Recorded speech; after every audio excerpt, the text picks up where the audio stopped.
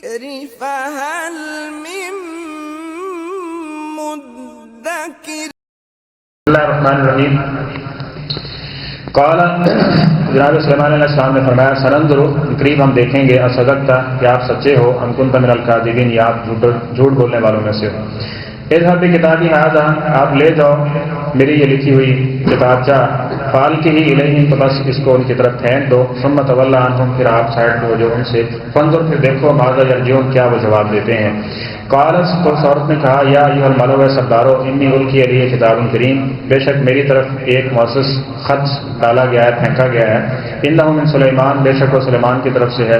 وانہ اور بے شک وہ بسم اللہ الرحمن الرحیم بسم اللہ الرحمن الرحیم سے آغاز ہے. اللہ تعالی علیہ کہ نہ تم سرکشی کرو مجھ پر باتونی اور تم آ جاؤ میرے پاس مسلمین فرما بردار بن کے. قالت عورت نے کہا یا ایھا الملأ اے سردارو افتونی تم مجھے بتاؤ فی امری میرے اس معاملے میں ما کنت قاطعۃ امرا نہیں ہوں میں قطعی طور پہ کوئی فیصلہ کرنے والی حتی تشہدون یہاں تک کہ تم سارے موجود ہو. قالوا انہوں نے کہا نحن اولو قوۃ واولو باس شدید ہم بہت قوت و طاقت والے ہیں اور شدید جنگجو بھی ہیں. والامر الیک لیکن معاملہ آپ کے ہاتھ میں ہے. فانظری ماذا تأمرین بس آپ دیکھ لیں آپ کیا حکم دیتی ہیں. قالت تو اس نے کہا ان الملوک بے شک بادشاہ جو ہیں اذا دخلوا قریۃ جب وہ کسی بستی میں داخل ہوتے ہیں افسدوها تو اس کو بگاڑ دیتے ہیں. وجعلوا عزت اہلها ذلہ اور وہ کر دیتے ہیں اس میں عزت پانے والوں کو ذلیل. وکذالک یفعلون اور اسی طرح ہی وہ کریں گے. تصدیق کی ضرورت نہیں تھی. اور تیسری اہم بات جو ملتی ہے ہمارے معاشرے کا جو بگاڑ ہے کہ ہم بغیر تحقیق کے بات سنی سنائی کو آگے پھیلا دیتے ہیں. نبی صلی اللہ علیہ وسلم نے فرمایا کفا بالمرء کاذبا ان یحدث بکل ما سمع بندے کی جھوٹا ہونے کے لیے یہ کافی ہے کہ وہ ہر سنی سنائی بات کو بغیر تحقیق کے آگے عام کرتا ہے. اور بسا اوقات ہم ایسی باتوں کے اندر بھی گفتگو کر رہے ہوتے ہیں جن کا ہمیں کوئی لینا دینا علی بے ہم نہیں جانتے اس کے بارے میں لیکن رائے زنی کرنا یہ ہم اپنا حق سمجھتے ہیں کہ یہ پیدا ہونے کے بعد سب سے زیادہ جو ہمارے اوپر ذمہ داری عائد ہوتی ہے وہ یہ ہے. تو اس لیے اس چیز میں بڑی احتیاط کی ضرورت ہے جس کا پوری تعلیمات کے لیے سورہ الحجرات یہ نازل ہوئی ہے کہ اس کے اندر یہ ساری چیزیں اور اس کے اندر بندہ غیبت کے اندر بھی جاتا ہے چغلی کے اندر بھی جاتا ہے حسد بغض یہ چیزیں بھی بڑی انسان کے سینے بھر جاتے ہیں اس چیزوں سے. تو اس لیے خبر کی تصدیق یہاں نبی ہیں پیغمبر ہیں اور پھر پرندہ ہے. اب پرندے نے جھوٹ بول کے کیا مفاد لینا لیکن ایک تعلیم تھی سننظر ہم دیکھیں گے صدقت ام کنت من الکاذبین سچی بات کہی ہے تم نے یا تم نے کہیں ایسا تو نہیں کہ جھوٹی بات کا ذکر کر دی ہے. اذهب بکتابی ھذا وہ لکھا ٹھیک ہے خط اور اس کو دے دیا کہ جاؤ اس کو لے جاؤ فالقہ الیہم اور ان کو ان کی طرف یہ پھینک دو ثم تولی عنہم پھر دیکھو ٹھہرو فانظر ماذا یرجعون کہ دیکھنا ہے کہ وہ پھر اس کے بعد کیا مکالمہ کرتے ہیں کیا جواب دیتے ہیں اور اس پہ کیا ان کا رد عمل ہوتا ہے. تو وہ خود جو ہے وہ جناب سلیمان علیہ السلام کا خط لے کے وہاں پہنچا اور جو ملکہ تھی اس کے سامنے گرا دیا. اس نے اس کو دیکھا اور پڑھا اور اس کے اندر آگے بات آ رہی ہے وہ لکھی ہوئی تھی. تو اس نے اپنے سرداروں کو جمع کیا اکٹھا کیا اور کہا انی القی علیہ کتاب کریم ایک نہایت معزز خط ہے جو میری طرف پھینکا گیا. یعنی اس کا ایک آنا عام طور پہ خط آتا ہے نا تو ایک چیز کی صورت کے اندر خط آتا ہے لیکن یہ ایک ہدہد خط لے کے آیا ہے اور خط یہ بھی نہیں کہ عام کا برقع سا کہیں سے اس نے اٹھایا اور اس کو پھینک دیا. اس کے اندر اس ملکہ کی طرف ہی اس خط کو بھیجا گیا ہے اور سلیمان علیہ السلام کی طرف سے اور اس کے لکھنے کا جو انداز اور طریقہ ہے وہ بھی جو ہے وہ بڑا پرکشش ہے. اور کہنے لگی کہ انی القی علیہ کتاب کریم یہ کوئی مذاق یا اس طرح کی کوئی بات نہیں ہے بلکہ یہ ایک نہایت ہی سنجیدگی والی بات ہے کہ اس کے بارے میں ہم سوچیں.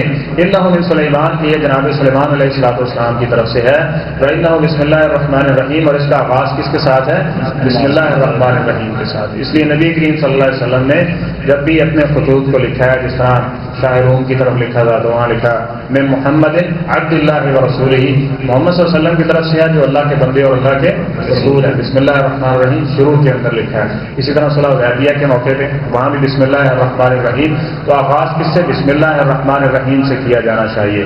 اور ہمارے معاشرے میں سنی سنائی باتوں میں سے ایک لے لیں یا ایسے سمجھیں کہ شارٹ کٹ چیزوں میں سے بسم اللہ لکھنے کے بجائے اوپر 786 لکھ دیتے ہیں.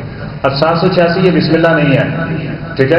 اب جو علم العادات ہیں اس کے اعتبار سے بھی پہلی تو بات یہ ہے کہ علم العادات کا شرعی طور پہ کوئی اس کا وجود نہیں ہے اس اعتبار سے یہ کاہنوں کی ایجاد کردہ چیزیں اور وہ اس کے لیے ان چیزوں کو استعمال کرتے ہیں.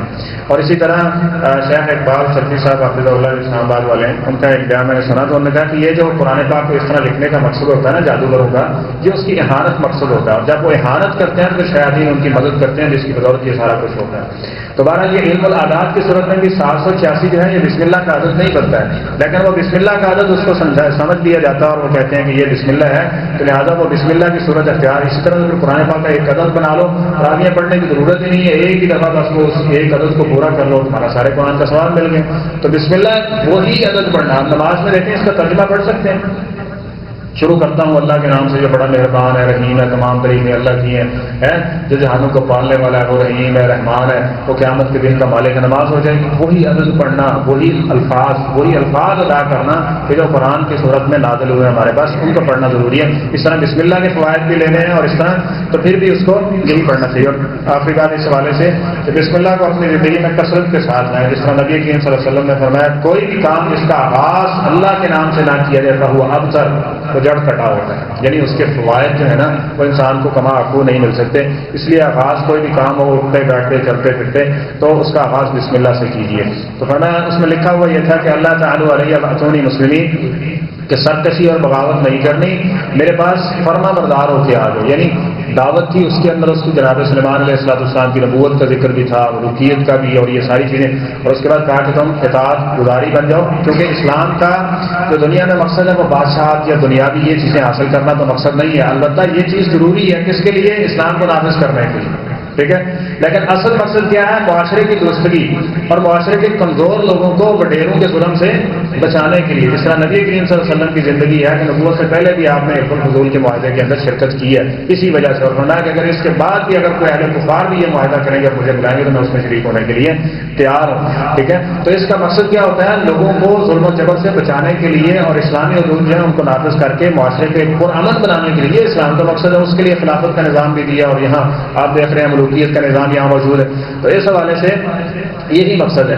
اور کہا کہ تم فرما بردار ہو کے آ جاؤ. اور جب اسلام نہیں ہوگا کوئی بادشاہ ہو کوئی جناب کتنے بھی بڑے عہدے کے اوپر مبنی ہو تو وہ کسی صورت بھی وہ امن اور وہ نہیں لا سکتا جو شریعت میں اسلام میں اصول اور اس کے مقابلے میں جو رحمتیں اور برکتیں ملنے والی ہیں. دنیاوی سارے اصول دیکھ لیں آپ کیا کر رہے ہیں اور کیا ہو رہا ہے اس دنیا کے ساتھ اور خصوصاً ہمارے ملک کے ساتھ. تو قال کیا افتونی فی امری ما کنت قاعدا امرا حتی تشهدون. اور ان کا معاملہ بھی شرائط پر تھا کہ آپ کس طرح جو مشورہ دیں گے ہم وہی کام کریں گے اور میں خود اپنی طرف سے کوئی بھی کسی بھی کام کا فیصلہ کرنے والا نہیں. اور جب یہ شرائط اسلام نے جو نظام دیا وہ ملوکیت کا ہے اور خلافت کا ہے. اور خلافت کے اندر اور ملوکیت کے اندر سب کی شرائط لینے کی ضرورت شورا کسے کہتے ہیں؟ جو مشورہ دینے کا کیا ہو؟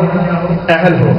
جبکہ جمہوریت کے طور پہ دلیل پیش کی جاتی ہے کہ یہ شورا کا نظام ہے، یہ شورا کا نظام نہیں ہے. شورا کے اندر کیا ہوتا ہے؟ مشورہ اس آدمی سے لیا جاتا ہے جو مشورے کا کیا ہو؟ اہل ہو، ٹھیک ہے.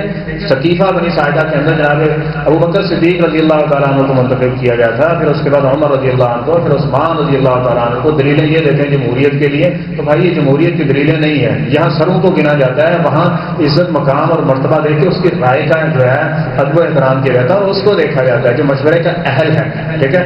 تو ان کے اندر یہ چیز تھی. تو کہا کہ تم میرے پاس موجود ہو وہ سارے، اور جو فیصلہ کریں گے ہم اس کے مطابق جو ہے وہ اس خط کا جواب دیں گے. قالوا نحن اولو قوة واولو بأس شدید.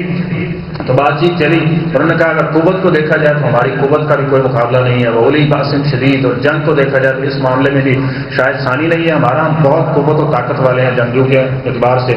والامر الیک. لیکن جو معاملہ ہے وہ سارے کا سارا آپ کے ہاتھ میں ہے، جو آپ حکم کریں گے ہم اسی کے مطابق جو ہے وہ اپنا اگلا لایا عمل طے کریں گے. قالت. تو اس نے بڑی سمجھداری کا مظاہرہ کیا اور اس میں میں نے 2-3 تفسیریں دیکھی عربی کی بھی کہ عورتوں کے اندر جس طرح نبی کریم صلی اللہ علیہ وسلم نے فرمایا بہت کم ہیں جو کامل ہوتی ہیں، بہت کم عورتیں ہیں جو کامل ہوتی ہیں، جس میں جناب مریم علیہ السلام، جناب خدیجہ رضی اللہ تعالیٰ عنہ، جناب عائشہ رضی اللہ تعالیٰ عنہ اور آسیہ، ٹھیک ہے، ان کا ذکر کیا. تو اس موقع پہ اس عورت نے کس قدر سمجھداری کا مظاہرہ کیا ہے کہ اگر وہ لڑتی، جس طرح کے مشرکین مکہ، اب یہ پیغام بھی تھا ان کے لیے کہ تم محمد صلی اللہ علیہ وسلم کی دعوت کو اور آپ کی یہ چیزیں بھی ساری ذہن میں رکھیں گے، تو ان کے خلاف نہیں اٹھنا تھا۔ فرمایا یہ عورت یہ ان سرداروں سے بڑی سمجھدار ہے جو محمد صلی اللہ علیہ وسلم کے مقابلے کا نکلنے کا ارادہ رکھتے ہیں اور یہ آپ علیہ الصلوۃ والسلام کو دبانے کا ارادہ رکھتے ہیں، تو ایسا تو نہیں ہو سکتا جبکہ اللہ کے رسول ہیں اور اللہ نے لکھا ہوا کتب اللہ لأغلبن انا ورسول غالب، اللہ کا حکم اور اللہ کے رسولوں کی بات سی آئے گی۔ تو اس نے سمجھداری کا مظاہرہ کیا اور اس نے کہا ان الملوک اذا دخلوا قریۃ، عام طور پہ یہ دیکھا گیا ہے کہ لڑائی کو، جھگڑے کو بھڑکانے میں عورتوں کا کردار بڑا مؤثر ہوتا ہے اور وہ بڑا اس چیز کو بھڑکانے کے اندر، غیبت جغلیوں کے اندر ایک دوسروں کے لڑانے میں بڑا کردار ادا کرتی ہیں، لیکن یہاں کچھ الٹ چل رہا ہے۔ اس نے کہا ان الملوک اذا دخلوا قریۃ، لڑائی جھگڑے کے اندر، فساد کے اندر ہمیں کچھ نہیں ملنے والا، اور جب بادشاہ کسی جگہ پہ داخل ہوتے ہیں نا تو پھر انہوں نے یہ نہیں دیکھنا کہ یہ کیا ہو رہا ہے، وہ ملیا میٹ کر دیں گے اور تیس نیس کر دیں گے، تو یہاں فساد پپا ہوگا، وجعلوا عزت اہلھا اذلہ، اور بڑے بڑے عزت والے کیا ہو جائیں گے، ذلیل ہو جائیں گے۔ اس لیے بہتر یہی ہے کہ آپ ایسا کریں کہ ہم معاملہ جو ہے وہ انہیں کے ہاتھ میں دے دیتے ہیں، وکذالک یفعلون، اور یہ بھی اسی طرح کا معاملہ کرنے والا ہے۔ لیکن آگے یہ واقعہ چل رہا ہے تو انشاءاللہ ہم مزید پڑھیں گے۔ صدق اللہ العظیم۔